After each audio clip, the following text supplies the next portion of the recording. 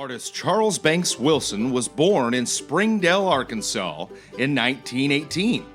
He would grow up in Miami, Oklahoma during his most formative years. Charles Banks Wilson completed his first painting at age 15, and it was of Will Rogers. That first portrait, done from life, evolved from pencil sketches that Wilson made backstage at the Coleman Theater in Miami, Oklahoma. These sketches were made during Will Rogers' many stops on his famous drought relief tour in February 1931.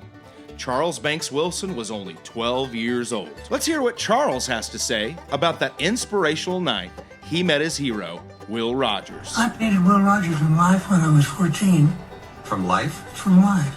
I was going to draw him on the stage. My dad had made an arrangement for me to go there and draw.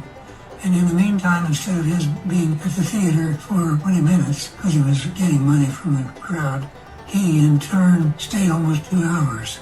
So with that 2 hours, I went back across the street, got my studio material, and came over and did a painting of him.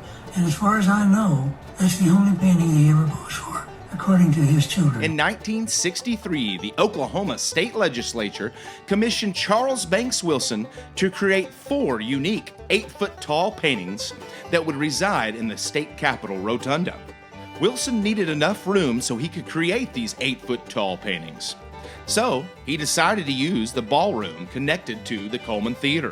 From 1963 to 1968, Wilson would use this room attached to the Coleman Theater to create his large 4 unique paintings commissioned by the state legislature. The paintings of the 4 famous Oklahomans was dedicated in 1968. The 4 Oklahomans are Will Rogers, Sequoia, Robert S. Kerr, and Jim Thorpe. After the popularity of Wilson's first 4 portraits, the Oklahoma State Legislature in 1970 commissioned Wilson again to create 4 large murals. These 13 by 27-foot murals depicted discovery and exploration from 1541 to 1820, the frontier trade from 1790 to 1830, the Indian immigration from 1820 to 1885, and the non-Indian settlement from 1870 to 1906.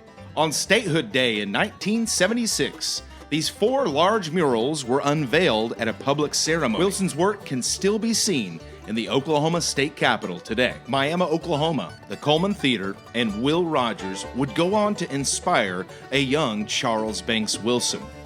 And this inspiration would continue the rest of his life until his death in 2013.